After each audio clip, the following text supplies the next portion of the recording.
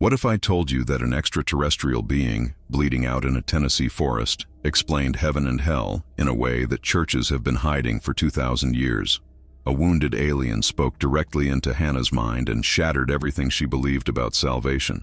I'm not talking about religion. I'm talking about a frequency code that determines where your consciousness goes after death, and this being from another world knew the exact science behind it. He told Hannah that Jesus wasn't teaching mythology. He was teaching vibrational physics, and powerful institutions have been keeping this knowledge locked away because once you understand it, you don't need them anymore. Here's the warning. Once you see what this alien revealed about heaven and hell, there's no going back to comfortable ignorance. This will free you from spiritual fear, but it might cost you every belief you've been clinging to for security. If you're ready to discover what Jesus actually meant when he said, "The kingdom of heaven is within you," subscribe and hit that notification bell.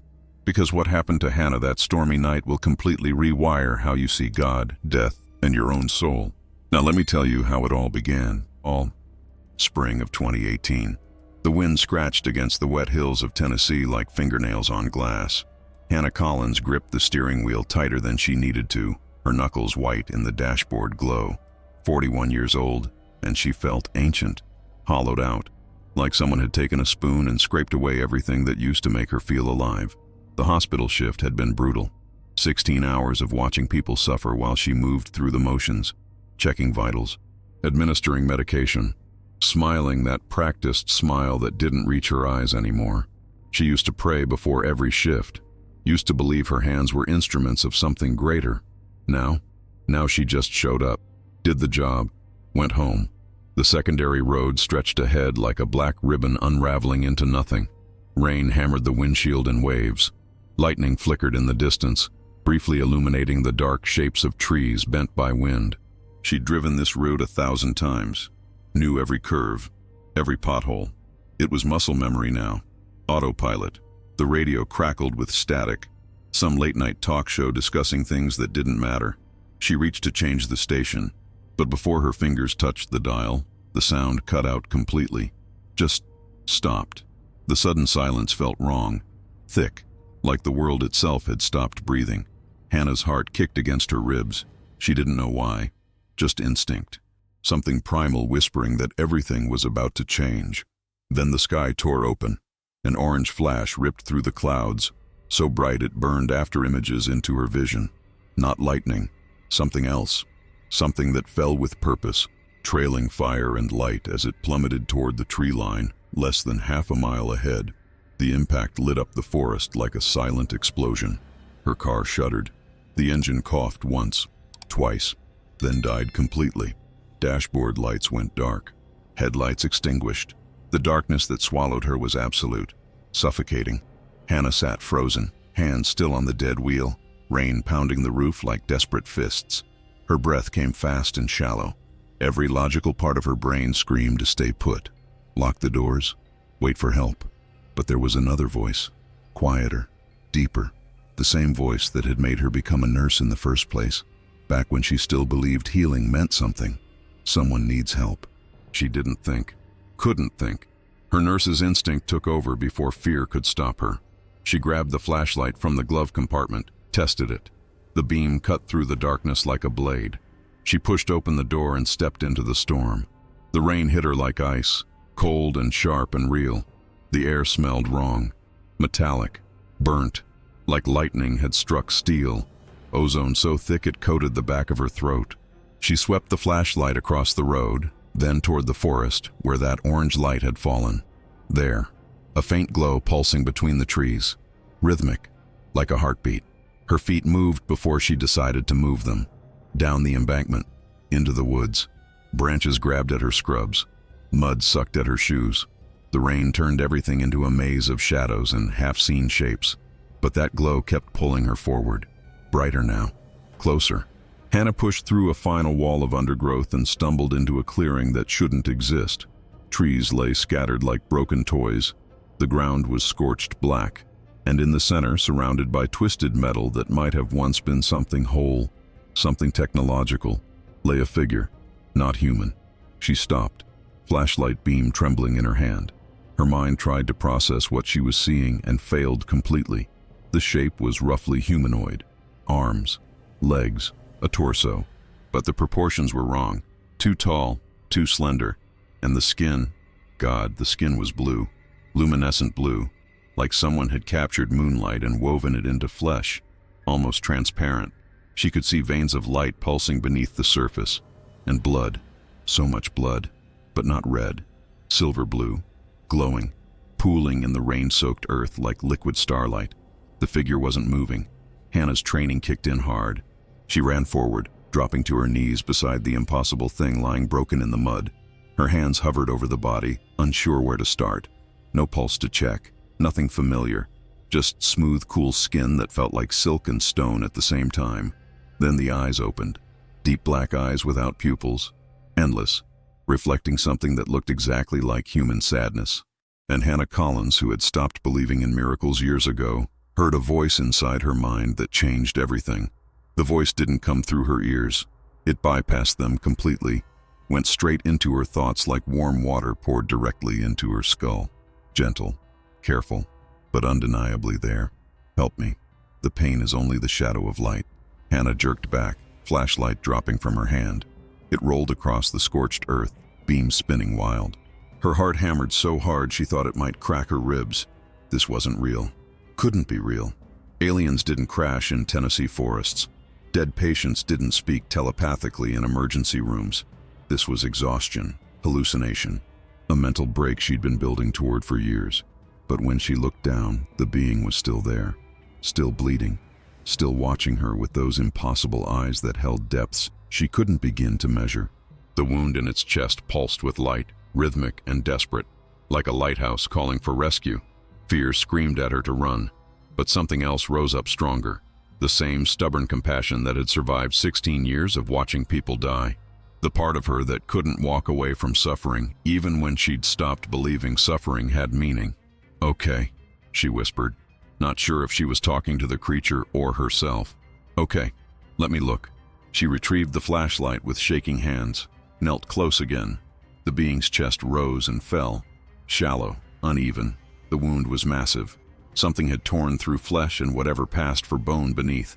She could see structures, geometries that didn't match human anatomy, organs that looked like crystalline flowers, pulsing with their own internal light. Hannah's training took over. Didn't matter what species this was. Bleeding was bleeding. Trauma was trauma. She grabbed the bottom of her scrub top and tore. The fabric ripped with a sound that seemed too loud in the rain-soaked clearing. She folded it quickly, pressed it against the wound with firm, steady pressure. The being shuddered. Light flared beneath her fingers. Hot, then cold, then something between temperatures that didn't have names. She saw symbols on the exposed chest now, designs that looked carved but weren't. They moved, shifted. A flame-like shape directly over what might have been a heart, glowing brighter than the rest. "Do you understand pain?" The voice in her mind was softer now. Curious, almost childlike in its simplicity. Hannah laughed. It came out harsh, bitter. She didn't mean it to. "Too much," she said. Tears she didn't know she was crying mixed with rain on her face. "I understand pain way too much." She'd been divorced 3 years. Her son barely spoke to her anymore. 14 years old and already a stranger. She'd missed too many birthdays, too many games, too busy saving other people to save her own family. And the patience. God, the patience. She'd held so many hands as they slipped away, listened to so many last words, watched faith drain from eyes that had once held hope. She'd stopped praying 2 years ago, stopped believing heaven was waiting, stopped believing hell was anything worse than the suffering she witnessed every shift. Existence was pain and then darkness, nothing more. "I know," the being said. Its voice wrapped around her thoughts like a blanket, warm, understanding. "That's why I asked for you." Hannah's hand stilled on the makeshift bandage. "What?" But the creature's eyes were closing, the light from the symbols dimming. She pressed harder, panic rising. She couldn't lose this, whatever this was. She couldn't watch another life slip through her fingers tonight. "Stay with me," she commanded, using her nurse voice, the one that didn't accept death as an option. "You hear me? Stay." The clearing erupted in light. Red and white beams swept through the trees above them, rotating, searching. Hannah looked up and saw something massive hovering beyond the canopy. silent, impossibly large. The rain seemed to curve around it. She should have been terrified, should have run, but all she felt was a strange calm, like standing in the eye of a hurricane. Like every choice in her life had been leading to this exact moment in this exact clearing, with this exact impossible being bleeding light onto her hands. The creature's chest shuddered under her palm. Then, slowly, impossibly, the wound began to close, flesh knitting back together with geometric precision. The silver-blue blood stopped flowing. The flame symbol blazed once, twice, then settled into a steady glow. Hannah stared, her mind trying to categorize what she was seeing, failing, giving up, just witnessing. "Thank you," the voice whispered in her thoughts. So much gratitude it made her chest ache. "Now I can show you." "Show me what?" The being lifted one long-fingered hand, touched her forehead with fingers that felt like warm starlight. And Hannah Collins, who had stopped believing in anything beyond the material world, felt everything she thought she knew shatter like glass. The moment the wound sealed completely, everything changed. Heat rolled through the clearing that had nothing to do with temperature. It was warmth, like breath, like the exhale of something infinite and alive. Hannah felt it move through her body, cellular and absolute. Then the ground disappeared, not physically. She was still kneeling in the mud, still had her hands pressed against the being's chest, but reality itself seemed to soften. The trees faded to shadows. The rain became streams of liquid light, and rising around them both came golden light so pure it should have burned, but instead felt like coming home. Hannah tried to pull back, couldn't, didn't want to. The light wrapped around them like silk, and inside that golden cocoon, she saw him, a man, standing where no one had been standing before, radiant, not glowing the way the alien glowed. This was different, light that came from within. That knew itself completely. His eyes held oceans, galaxies, and when those eyes met hers, Hannah Collins felt seen for the first time in her entire life. She knew who he was. Don't ask her how. She just knew. Jesus. Not the pale figure from church paintings, not the distant deity from sermons she'd stopped listening to. This was a presence, a consciousness so vast and so intimate at the same time that her mind couldn't hold it and also couldn't look away. Compassion radiated from him like heat from sun, infinite, unconditional. Love that didn't need her to be anything other than exactly what she was. Hannah's breath caught. Tears streamed down her face, not from sadness, from recognition. "What you see," the being's voice whispered in her mind, gentle as falling snow, "is the reflection of what's already inside you." Before she could process those words, the creature's hand lifted, 2 fingers extended, luminous, deliberate. They touched her forehead right between her eyes, and the universe exploded inward. Images flooded her consciousness, not like memories, like living truth downloaded directly into her soul. She saw souls, thousands of them, millions, rising and falling like waves in an ocean made of light. Some vibrated fast, high, bright, moving upward with ease, dissolving into brilliance. Others moved slow, heavy, dense, sinking into shadow not because they were pushed, but because they couldn't remember how to rise. Heaven and hell weren't places. They were frequencies, states of being, and they existed in the same space, breathing together, intertwined, inseparable. She saw people she'd cared for, patients who had died in her arms. Mr. Patterson, terrified of judgment. Mrs. Chen, whispering apologies to ghosts. Tommy, the kid who'd overdosed, convinced he was beyond saving. They weren't burning in some pit. They weren't floating on clouds. They were suspended in frequencies their own consciousness had created, trapped not by God's judgment, but by their inability to forgive themselves. "Fear weighs," the being said, its voice like ancient wind through ancient trees. "Love lifts." 3 words. That's all it took. But Hannah felt them rearrange everything she'd ever believed about existence. Fear was density, heaviness. It pulled consciousness down into darker vibrations, not as punishment, as natural law, like gravity for the soul. And love was the opposite, lightness, expansion. It raised frequency into realms where suffering couldn't exist. She understood suddenly. Every moment of judgment she'd carried, every resentment, every guilt, they were weights. chains she'd forged herself, and every moment of genuine compassion, every time she'd chosen kindness when bitterness would have been easier. Those were wings. She'd been building her own heaven and hell inside her chest for 41 years and never realized she was the architect of both.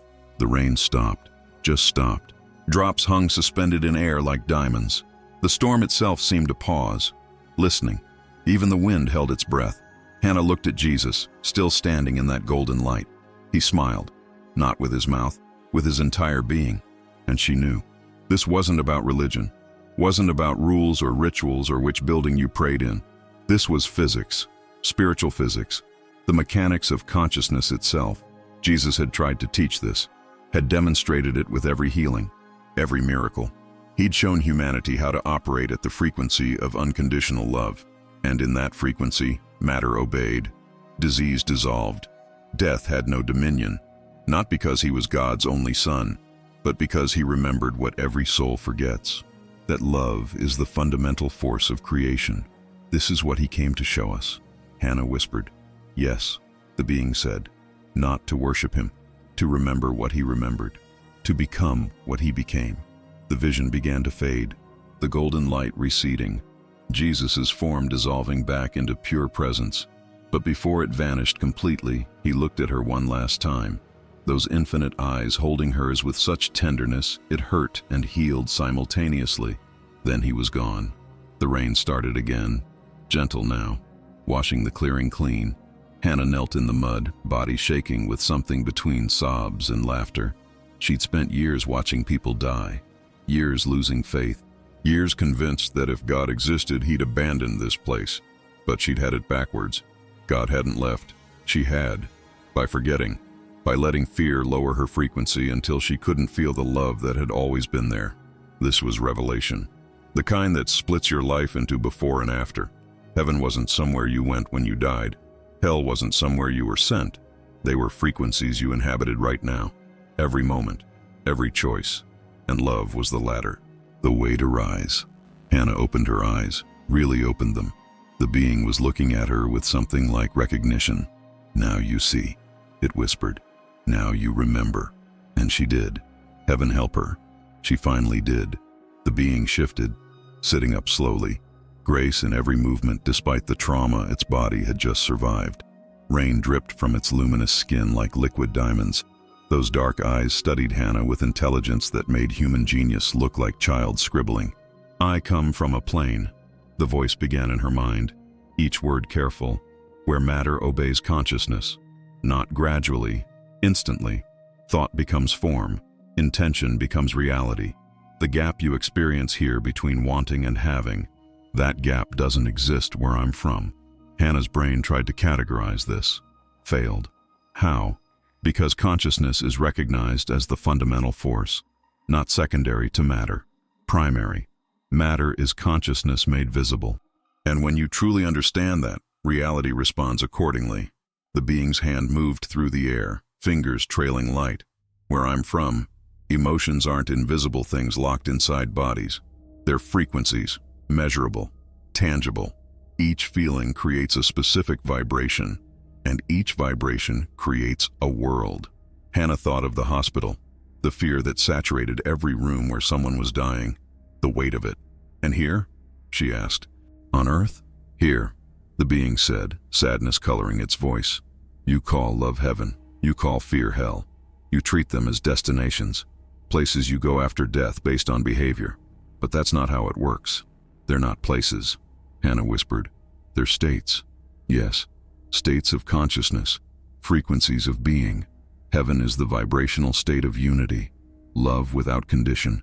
Hell is the vibrational state of separation, fear, the forgetting of connection. Both exist simultaneously, right here, right now, not in some afterlife. In every moment of every life, Hannah thought of her patients, the ones who died peaceful, the ones who died terrified. Mr. Patterson, consumed by guilt. Mrs. Chen, apologizing for existing. Tommy, who'd looked at her with eyes that said, I'm already in hell. They didn't fall, the being said. You're people who die afraid. They didn't get sent to some pit by an angry God. They simply forgot that there's still light. So they create hells for themselves, prisons made of their own unprocessed fear. Hannah felt something crack inside her chest, not breaking, opening. That's what happened to me. I've been living in my own hell, haven't I? The being's face did something strange. Its features seemed to shift. For a moment she saw her ex-husband's face, then her son's, then patience she'd lost, like looking into a mirror that reflected not appearance but essence. Yes, it said gently. Divorce, loneliness, the gap between you and your child, the meaninglessness you feel, that's hell, not metaphor. Actual hell, the frequency of separation, the vibration of believing you're alone, abandoned. And heaven? The opposite. Heaven is remembering, knowing with absolute certainty that you're not separate from anything, not from God, not from each other. It's the frequency where fear can't survive because you understand that you are love, you are light. You just forgot. Hannah's hands shook. Jesus. That's what Jesus came to teach. Yes. Relief flooded through the being's voice. He wasn't creating a new religion. He was reminding humanity of an old truth, that no one is separate from the source. That kingdom of heaven he kept talking about. He said it explicitly. The kingdom of heaven is within you, not after death, not if you follow rules. Right now, inside, always accessible. The pieces fell together.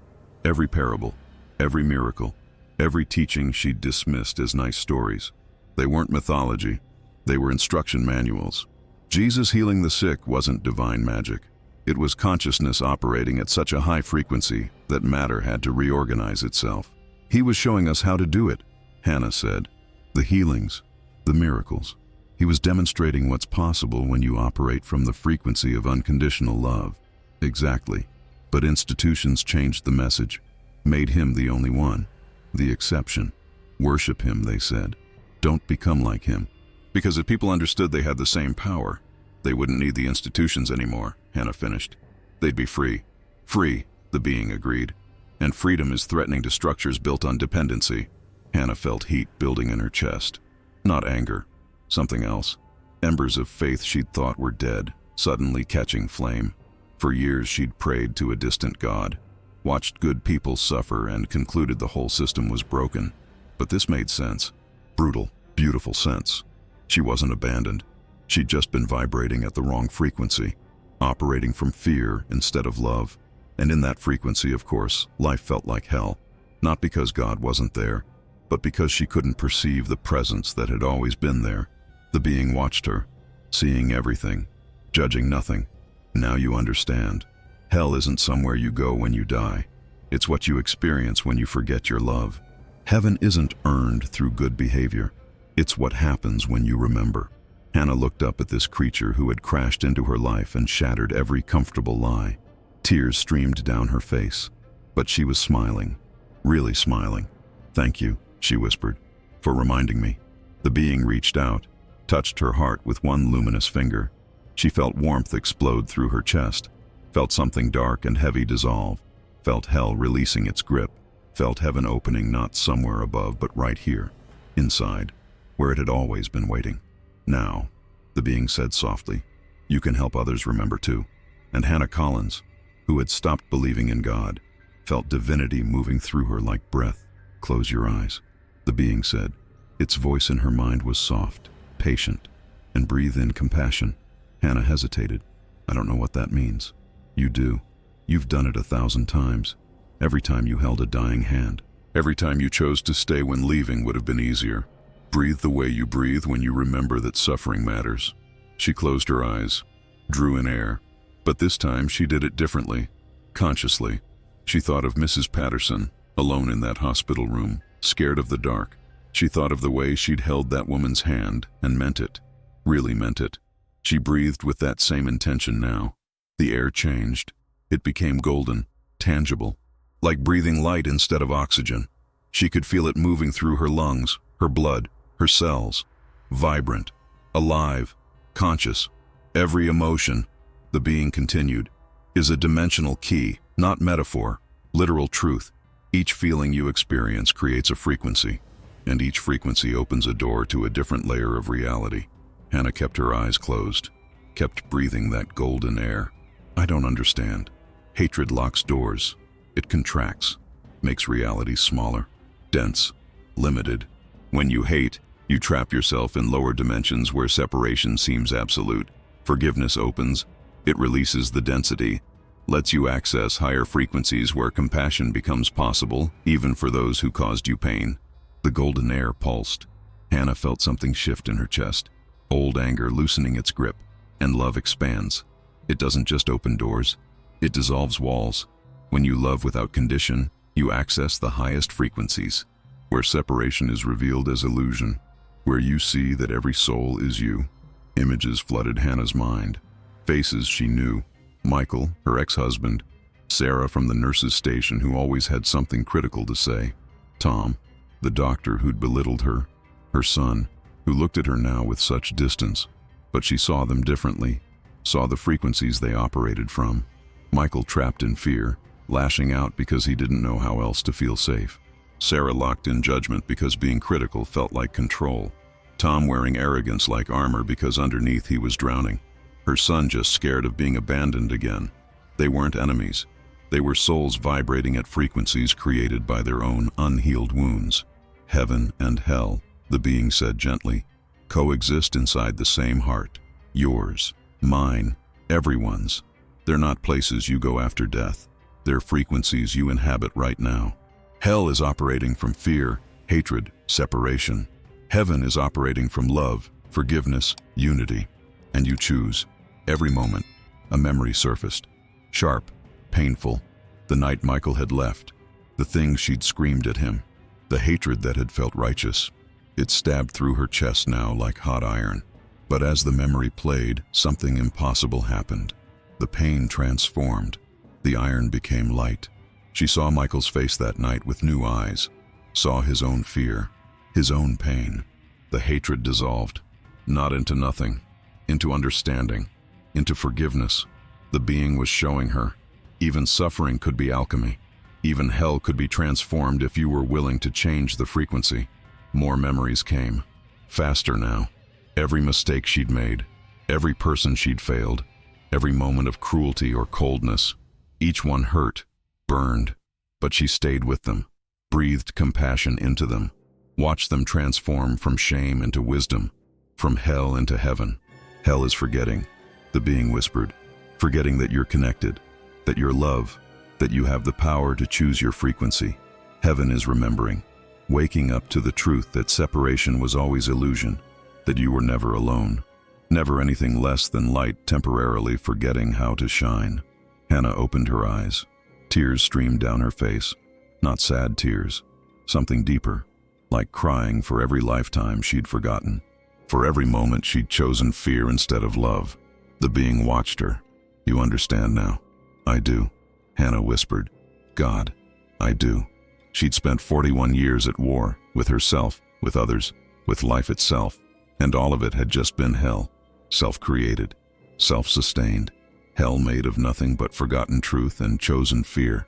But she could choose differently, could breathe in compassion, could forgive, could love, could raise her frequency one conscious choice at a time until heaven wasn't somewhere she hoped to go, but somewhere she already was. The being reached out, touched her chest over her heart. She felt warmth explode through her, felt frequencies shifting, felt chains breaking, felt hell releasing, felt heaven emerging, not from outside, from within.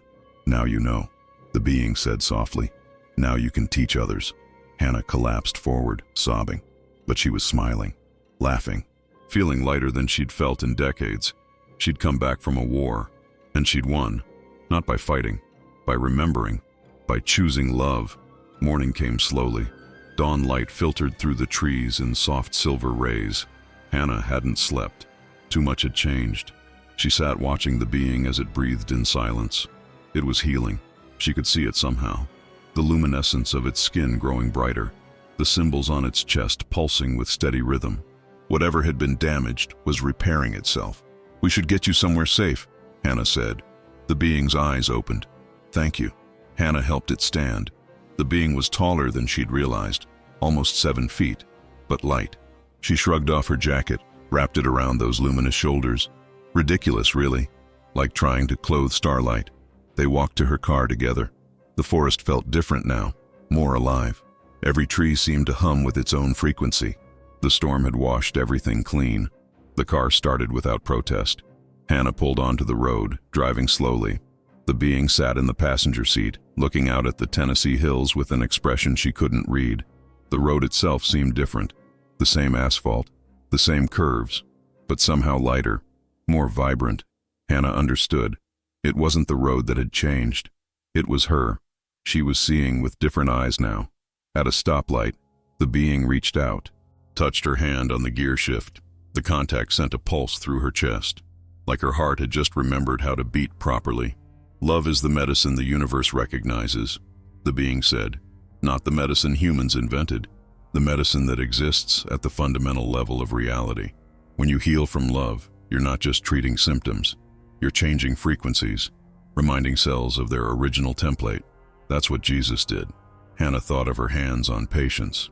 All those years of administering medication and watching people slip away. Had she ever really healed anyone?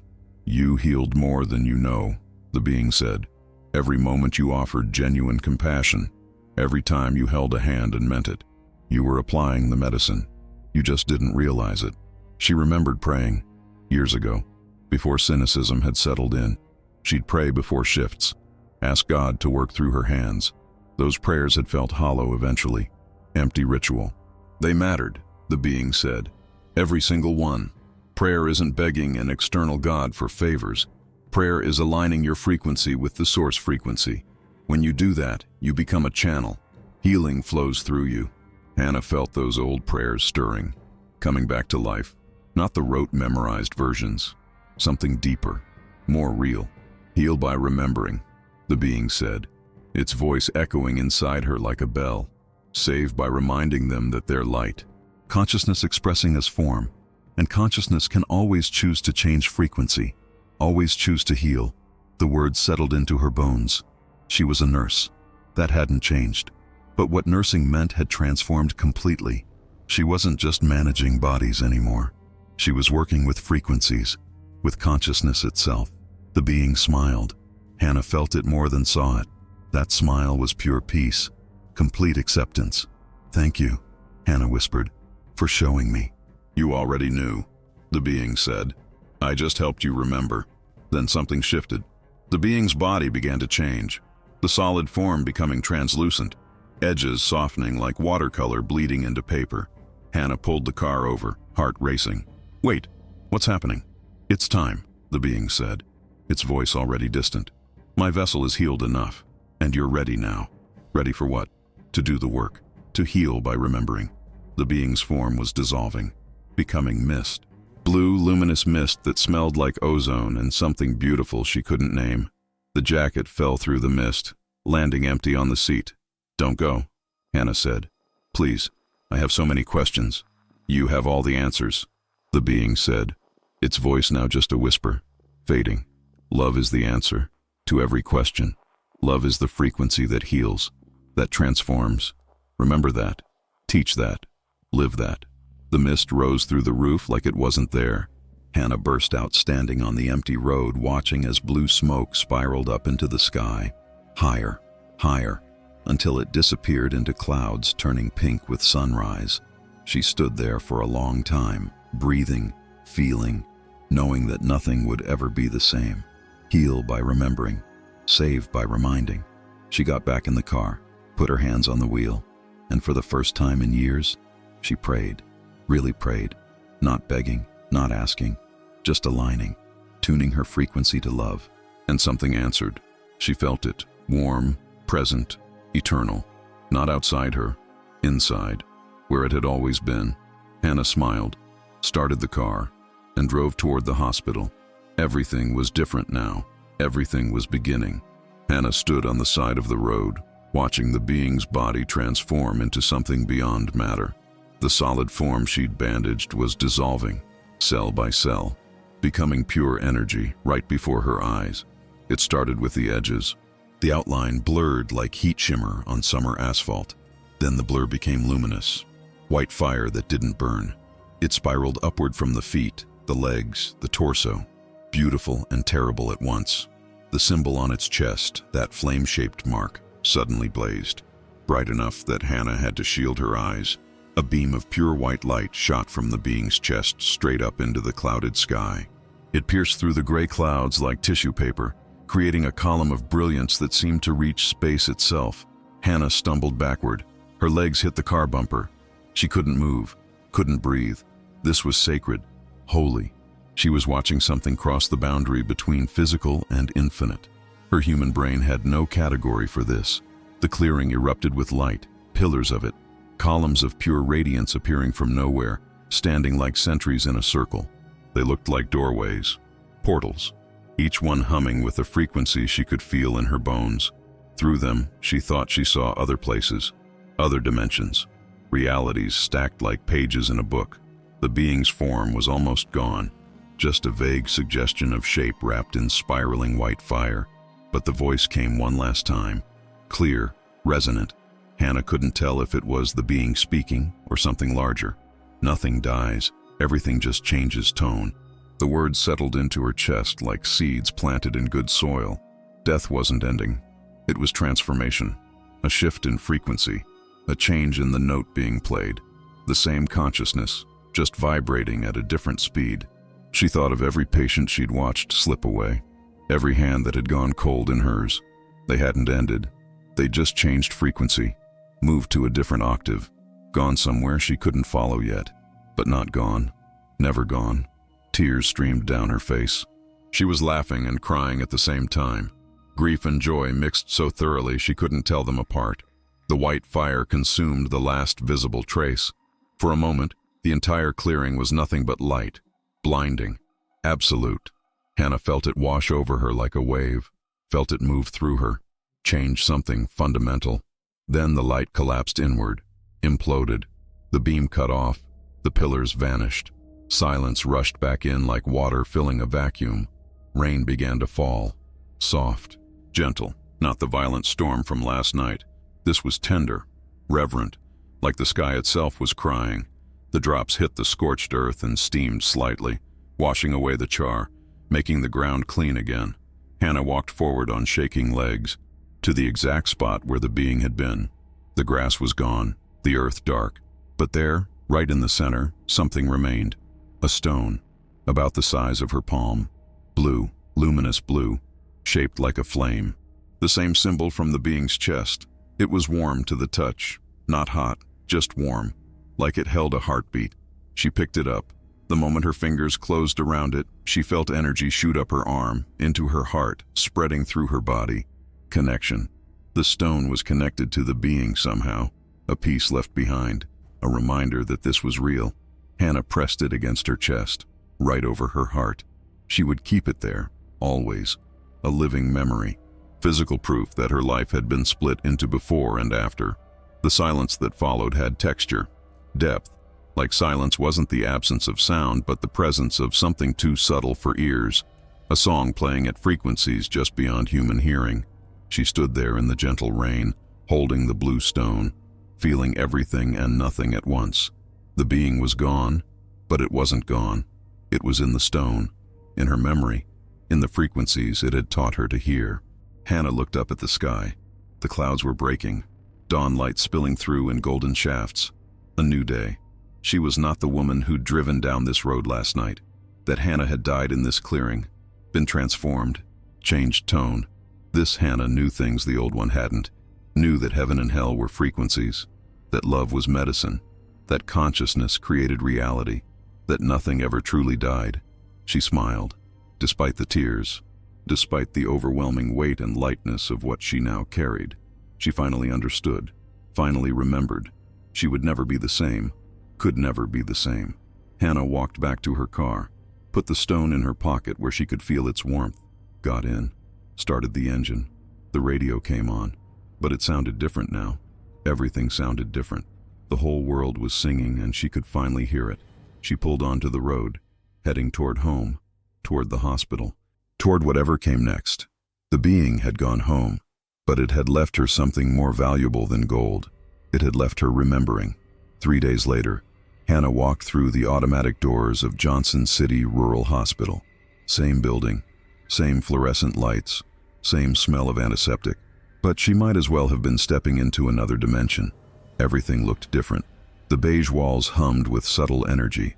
The squeak of shoes on linoleum sounded like rhythm. Even the harsh overhead lights seemed softer, sacred somehow. She checked in at the nurse's station. Sarah glanced up, started to say something, but stopped. Her mouth hung open slightly. She stared at Hannah like seeing someone familiar wearing a stranger's face. "You okay?" Sarah asked. Tentative. "Yeah," Hannah said, and smiled. A real smile. "I'm good." She headed to her first patient's room. Mr. Rodriguez, 73, stage 4 pancreatic cancer. He'd been in agony for days. Morphine barely touched it. But now, standing outside his door, she did something different. She stopped, closed her eyes, breathed in compassion, just like the being had taught her. She felt her chest expand, felt golden light gathering in her heart, felt her frequency shift, rise. She opened her eyes, walked in. Mr. Rodriguez lay in bed, face gray with pain. But when she approached, something in his expression changed, softened. "Hey, Mr. Rodriguez," Hannah said gently. She took his hand, and as her skin touched his, she visualized, deliberately. She saw golden light flowing from her heart, down her arm, through her palm, into his body. Not imagined light, real light, energy, love made visible. She didn't just hold his hand. She breathed compassion into him, held the intention that he remember he was more than this pain, that he was light, consciousness, eternal. Mr. Rodriguez's breathing changed. The tension in his face eased. He looked at her with suddenly clear eyes. "I feel warm," he whispered, "like sunshine inside me." Hannah smiled, tears in her eyes. "That's good. That's really good. The pain is still there, but different, like I'm bigger than it somehow." She stayed with him 10 minutes, just holding his hand, breathing, loving. When she left, he was smiling, actually smiling. Word spread fast. By lunchtime, 3 doctors had found reasons to walk past whatever room Hannah was working in. They didn't say anything, just observed, skeptical but curious. Dr. Patterson, the oncologist, stood in the hallway when Hannah emerged from Mrs. Chen's room. Mrs. Chen had been terminal for weeks, refusing food, refusing visitors. "What are you doing differently?" he asked, blunt, direct. Hannah thought about how to answer. "I'm just present, really present, with intention, with love." He stared at her. "That's it. That's everything." He walked away, shaking his head, but she saw him watching her the rest of the shift. The moment that broke her came in the evening. Mrs. Davis, 47, breast cancer metastasized everywhere. 2 kids, a husband who cried in the bathroom. She'd been unresponsive for 3 days. Hannah entered the room, did her breathing, visualized the light, took Mrs. Davis's cold hand, and she prayed. Not old prayers, new ones, real ones. She prayed that Mrs. Davis remember she was light, that she feel loved, that whatever transition was coming be gentle. She didn't ask for healing, just offered love, pure, unconditional. Mrs. Davis's eyes opened, slowly, like waking from deep sleep. She looked at Hannah, really looked. "I feel like someone just reminded me of something important, something I forgot." Mrs. Davis whispered. "What's that?" Hannah asked. "That I'm loved, that I've always been loved, even when I couldn't feel it." Mrs. Davis smiled, the first smile in months. "It's like remembering home." Hannah squeezed her hand. "You are loved, so loved." Mrs. Davis closed her eyes again, but the smile remained. She passed 2 hours later, not in pain, not in fear, in peace. Her husband said it was like watching her relax into something beautiful. Hannah finished her shift and sat in her car, shaking, crying, overwhelmed. She'd done it, actually done it. She'd helped people not by fighting death, but by reminding them they were more than bodies, that they were light temporarily wearing flesh. She pulled the blue stone from her pocket. It pulsed warm against her palm. "Thank you," she whispered. "Thank you for teaching me." The stone glowed brighter for just a moment, like an answer. Hannah understood now with perfect clarity. This was her mission, not to cure everyone, not to prevent death, but to heal in the way that actually mattered, to raise frequencies, to remind souls they were light. The being had called it invisible healing, and it was. No machines could measure it, but it was real, more real than anything she'd ever done. She started the car, drove home, and for the first time in years she felt purpose. Clear, certain. She was a healer now. Not just a nurse, a healer. And the medicine she carried couldn't be found in any pharmacy. It was memory, divine memory, the remembrance that everyone always had been light. The rumors started small, a whisper in the break room, a comment between shifts. Have you noticed something different about Hannah? Then it grew. Nurses talking to doctors, patients telling families about the nurse whose touch brought unexplainable peace. She prays with them, someone said, just holds their hands. It's more than that, another insisted. My mother was screaming for 3 days. Hannah spent 10 minutes with her. Mom smiled, said she felt loved for the first time since diagnosis. The stories multiplied. The nurse who brought comfort morphine couldn't, who made dying patients peaceful, who made chronic pain bearable, who seemed to carry light that spilled out when she touched people. Hannah heard the whispers, felt eyes following her. She didn't want this, didn't want attention or people thinking she was special. She wasn't special. She'd just been taught something, given a gift she was trying to honor. All she wanted was peace, the peace of knowing she was doing what she'd been called to do, the peace of watching suffering transform into serenity. She kept the blue stone close, always, tucked inside her scrub top, pressed against her skin over her heart. She could feel it, warm, pulsing with its own rhythm, like a second heartbeat, a spiritual anchor keeping her connected to that night, to the being, to the truth.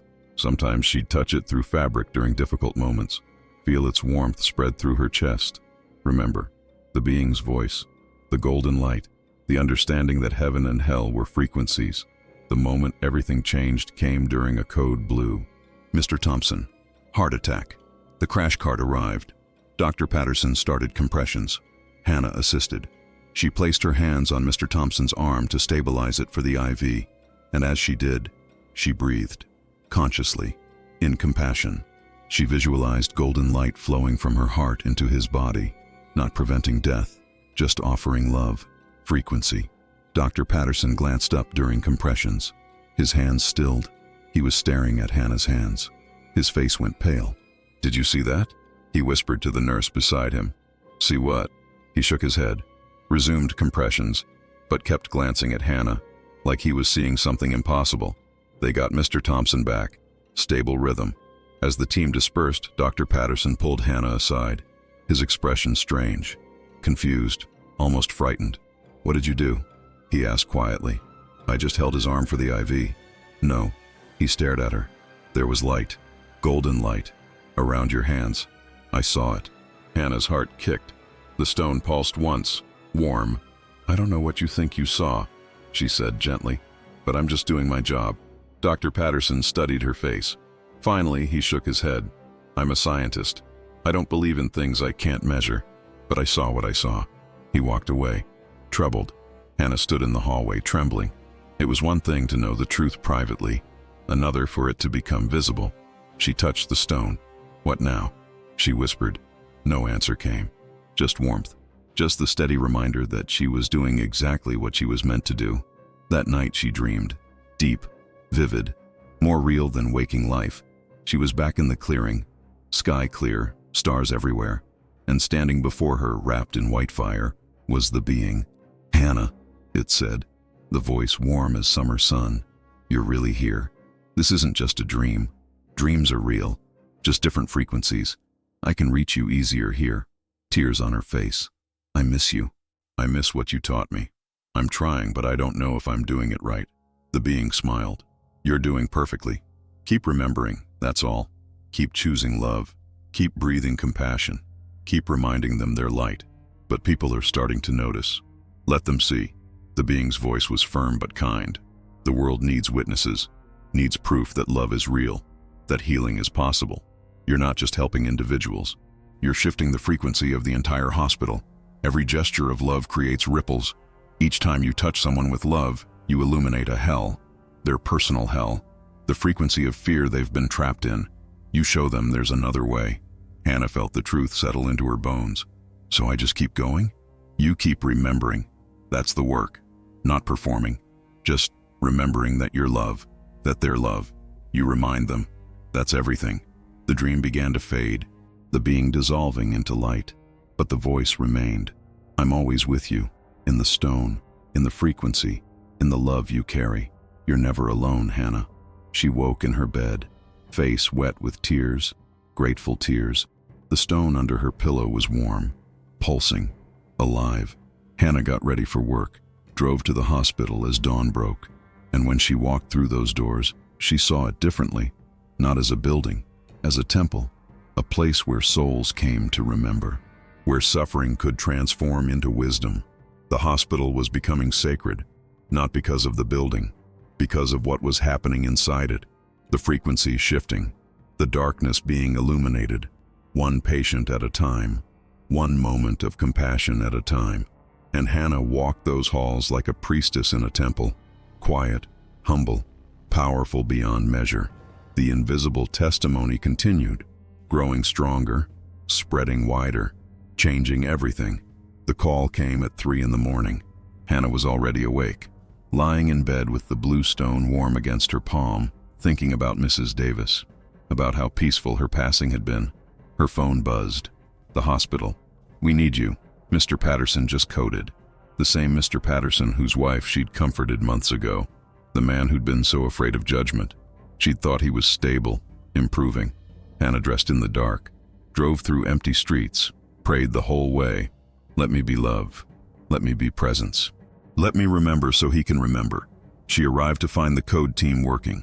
Dr. Patterson doing compressions, nurses managing medications, the monitor showing a rhythm that was barely a rhythm. She joined them, did her job, touched Mr. Patterson's hand, breathed compassion, visualized light. But this time it wasn't enough. The rhythm flatlined, stayed flat. Dr. Patterson called it. Time of death, 3:47 a.m. The team dispersed quietly. Hannah stood beside the body, still holding his hand, and something inside her cracked. "I failed," she whispered. The words tasted like ash. "I failed you."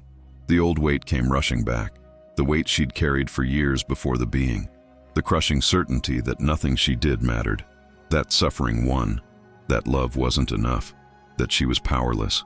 Her chest tightened, breath came short. The stone against her skin suddenly felt heavy, cold. She wanted to rip it off, throw it away. What good was divine knowledge if people still died? What good was raising frequencies if bodies still failed? Then the stone pulsed, warm, insistent. She gasped, pressed her hand against it through her scrubs, and the voice came, not out loud, inside her mind, gentle, knowing. The being's voice, or maybe something deeper. Source itself speaking through the channel the being had opened. Nothing is lost. Each soul finds its frequency. Hannah's knees buckled. She sat hard in the chair beside the bed, still holding Mr. Patterson's cooling hand. "But he died. I couldn't save him." "You did save him." The voice was patient, teaching. "You reminded him he was loved. You raised his frequency in his final days. You helped him shift from fear to peace. When he transitioned, he went to the frequency his consciousness had reached, not the frequency where he started. Do you understand? You didn't fail. You succeeded." The words hit her like revelation. Love didn't prevent death. Love transformed it, changed what death meant, where consciousness went after, the frequency it inhabited. Mr. Patterson had been terrified, trapped in guilt and judgment and fear of hell. But in his last weeks, something had shifted.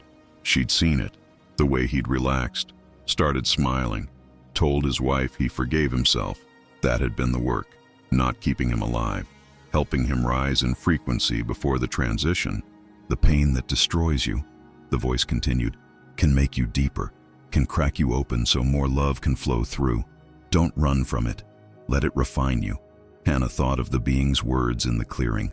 Salvation is love that doesn't give up on darkness, love that stays, that keeps showing up, that keeps choosing compassion even when bodies fail, even when death comes, even when it looks like losing. She cried, deep sobs that shook her whole body, but not hopeless crying. Releasing crying, letting go of the need to control outcomes, surrendering to the truth that her job wasn't preventing death. It was transforming how people met it. The stone grew warmer, the voice quieter but still present. "Hell is fear. Heaven is love. You're teaching people to die in heaven instead of hell, to transition from high frequency instead of low. That's sacred work, Hannah. the most sacred work there is. She felt the old hell inside her, the one made of failure and inadequacy and crushing responsibility, begin to dissolve. Felt it surrender to something larger, to the understanding that she was part of something vast, that every moment of genuine love mattered, that she was changing reality one frequency at a time, and heaven for the first time felt like something that could fit inside a human body, not somewhere distant, not somewhere earned, but here, now, available, a frequency she could choose, a state she could inhabit. Right here in this hospital room with death and grief and surrendered control, she stood, kissed Mr. Patterson's forehead. "You're free now," she whispered. "You're light. You always were." She felt him, not his body, his consciousness, somewhere close but not physical, and he was peaceful, grateful, free. Hannah walked out of that room different, lighter. The stone against her heart pulsed steady and warm, a reminder, an anchor, a connection to truth that wouldn't let her forget again. She still had hours left in her shift, more patients to see, more hands to hold, more souls to remind that they were light, and she would do it. Not because she could save everyone, but because love mattered. Frequency mattered. Every gesture of compassion created ripples in reality that extended farther than she could see. Hell was surrendering, not to death, to love, and heaven was opening inside her. One broken, grateful, transformed moment at a time. Time passed. Seasons changed. Summer heat gave way to autumn colors, then winter frost, then spring blooms again. But Hannah remained constant, showing up, serving, loving in silence. She didn't talk about what had happened in that clearing, didn't explain the stone she kept pressed against her heart, didn't try to convince anyone that heaven and hell were frequencies, or that consciousness created reality. She just lived it, breathed it, became it. Her work became prayer, not the kind with words, the kind that happened in presence, in touch, in the conscious choice to see light in every person who crossed her path, no matter how broken their body, how lost their mind, how close to death they were. She healed with tenderness, hands that moved slowly, deliberately, like every touch was sacred. And it was. Every IV she placed, every wound she dressed, every pill she administered became an act of love, a reminder sent through frequency that the person receiving care was more than flesh, more than diagnosis, more than suffering. The patients felt it, all of them, even the ones too drugged or too far gone to articulate what was different about her. They'd relax when she entered the room, breathe deeper. Some would cry without knowing why. Others would smile. A few would whisper, "Thank you," for something they couldn't name. They started calling her the nurse who shines. Hannah heard it from family members first, then from other staff, finally from patients themselves. "You're the one," an old man said, grabbing her hand with surprising strength. "The one who shines. I can see it, around you, light." Hannah just smiled, squeezed his hand. "You shine too. You just forgot. That's all." Word spread beyond the hospital. A journalist from the local paper showed up one afternoon. Young guy, eager, notebook in hand and questions ready. He'd heard stories. The nurse who healed with touch, who brought peace to the dying, who seemed to work miracles without medicine. "I'd like to interview you," he said. "People need to hear about what you're doing." Hannah was changing sheets in an empty room. She kept working, didn't look up. "There's nothing to tell, but the patients, the families. They say you have a gift." "Everyone has the gift," Hannah said quietly. "They just don't remember they have it." "So how do you do it? What's your secret?" She stopped, looked at him, really looked, saw a young man searching for meaning, for proof that something beyond the material existed, for hope. "There's no miracle," she said gently. "There's just remembering that we're all connected, that love is real, that consciousness matters. That's all." He scribbled in his notebook, "Can I quote you on that? You can quote me on this. I'm just a nurse doing my job. That's the whole story." He left disappointed, wrote a small piece anyway. "Local nurse brings comfort to dying patients." 3 paragraphs. Page 7. Hannah never read it. Fame didn't interest her. Recognition didn't matter. All that mattered was the work, the sacred, invisible, frequency-shifting work of reminding souls they were light. At night, she dreamed. Always. Every night since the clearing, her dreams were vivid, real, more than dreams. Visitations, maybe. Communications happening in frequencies beyond waking consciousness. Jesus appeared often, not teaching, just being, smiling with infinite compassion. Sometimes he'd place a hand on her shoulder. She'd feel warmth flood through her, feel her frequency rise, feel confirmation that she was exactly where she needed to be, doing exactly what she was meant to do. And always, in the background, the being stood, blue skin luminous, dark eyes watching with approval, at peace. Sometimes it would nod. Once it placed a hand over its heart, then gestured toward her, the meaning clear. What I gave you, you're giving others. The circuit is complete. The dreams made the dimensions feel closer. Heaven and earth not separate, not distinct, just different octaves of the same fundamental frequency. And that frequency was love. Simple, profound, the force that created everything and held everything together. Heaven and earth are vibrations of the same love. She understood one morning, waking with tears on her face and certainty in her chest. Not two different places, two different frequencies of one reality. And consciousness could access both, could inhabit both, could move between them by simply changing the vibration it operated from. The understanding changed nothing and everything. She still went to work, still paid bills, still lived in a body that got tired and hungry. But she did it all from a different frequency now. From love instead of fear, from connection instead of separation, from heaven instead of hell. And then, unexpectedly, her son came back, Danny, 15 now, taller than she remembered, face harder, eyes guarded. He showed up on a Saturday morning, knocked on her door, stood there awkward and uncertain when she opened it. "Hi, Mom," he said. Hannah's heart cracked open, not with pain, with love so fierce it took her breath. "Danny, God, come in, please." He stepped inside, looked around the small house like seeing it for the first time, sat on the couch. She sat across from him, waiting, letting him find his words. "Dad said you've been different," Danny finally said. "He visited you at the hospital last month when Grandma was sick. He said something changed, that you seem, I don't know, lighter." Hannah smiled. "I am lighter. Something happened. Something that helped me remember what matters." "What happened?" She thought about how to answer. Couldn't tell him about the alien, about the frequencies. Not yet. Maybe not ever. "I learned that love is real," she said simply. "That's all. I forgot for a while. And then I remembered." Danny studied her face, searching. "You feel different," he said quietly. "Like you're actually here now. Before you were always somewhere else, thinking about work or worrying about stuff. But now you're present." Tears filled her eyes.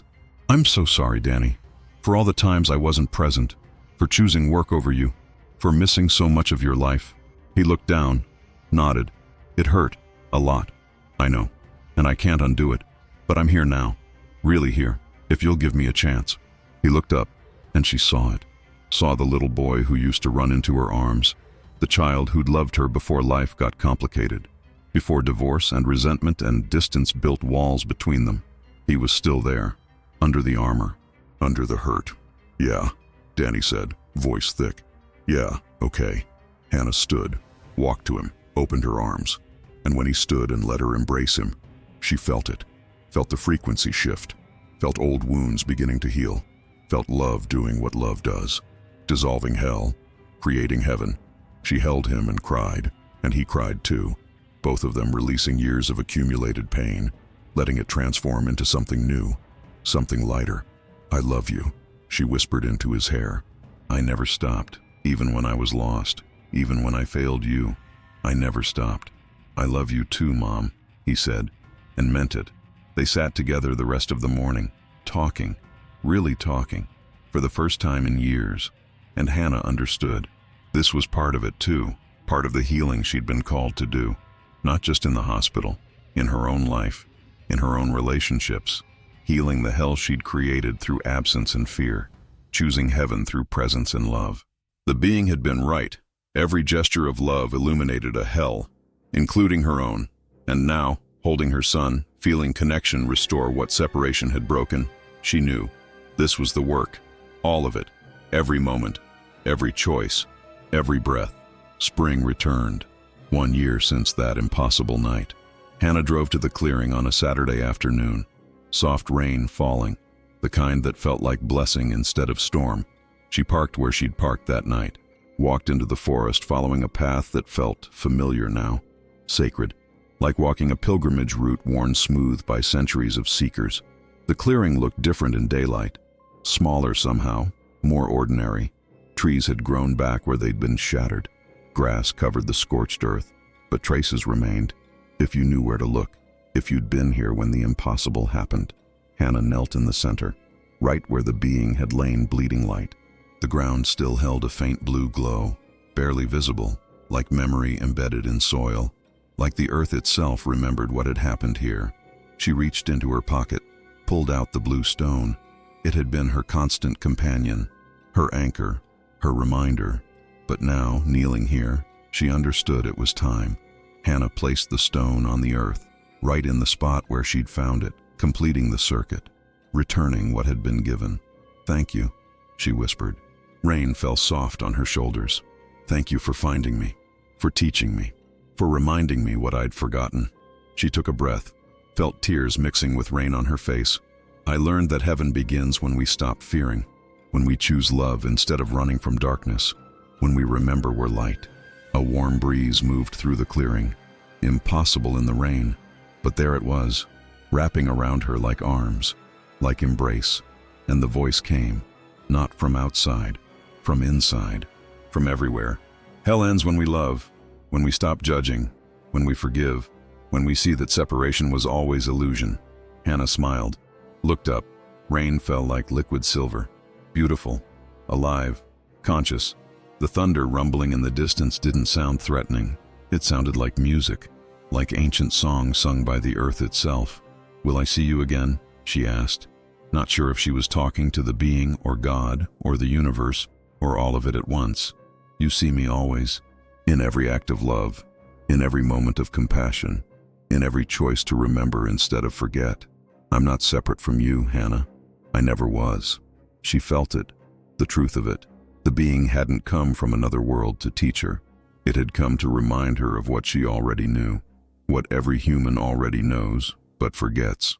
That consciousness is primary, that love is fundamental, that heaven and hell are choices made moment by moment through the frequency we inhabit. The stone on the ground pulsed once, twice, then slowly sank into the earth, like the soil was accepting it, taking it back. The blue glow spread through the roots of nearby trees, into the grass, into the forest itself, making the whole clearing sacred ground. Hannah stood, serene, complete. She'd come here to say goodbye, but there was no goodbye, just transformation, just continuation at a different frequency. The being was in her now, the teaching alive in every cell, the truth impossible to forget. She walked back toward her car. The rain stopped, sky clearing to reveal stars just beginning to appear. The night felt alive, breathing, aware, like the whole universe was conscious and loving and available to anyone who chose to feel it. Hannah paused at the edge of the clearing, looked back one last time. The trees glowed faintly blue. The earth hummed with frequency only her heart could hear. This place would always be here, always be sacred. A thin place where heaven and earth touched, where the veil between frequencies grew transparent enough for truth to pass through. But she didn't need this place anymore, because she'd learned the secret. Heaven wasn't here or there or somewhere you went when you died. Heaven was inside, always inside. A frequency available in every moment, in every breath, in every choice to love instead of fear. Hell was the same, not a pit of fire somewhere below, but the frequency of separation, of believing you were alone, abandoned, separate from source. It existed inside too, right alongside heaven, both available, both real, and consciousness chose which one to inhabit.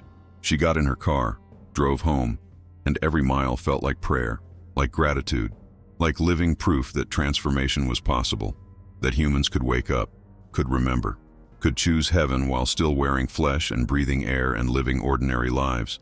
Danny was waiting when she got home. He'd started visiting every weekend, rebuilding what had been broken. They cooked dinner together, talked, laughed, and Hannah felt it, felt heaven happening right here, in her kitchen, in her relationship with her son. in the simple choice to be present and loving instead of absent and afraid. Later, lying in bed, she felt the warmth in her chest where the stone used to rest. It was gone, but it wasn't gone. The frequency remained, the connection intact, the truth alive. Heaven revealed itself, not somewhere distant, not earned through good behavior, not waiting beyond death.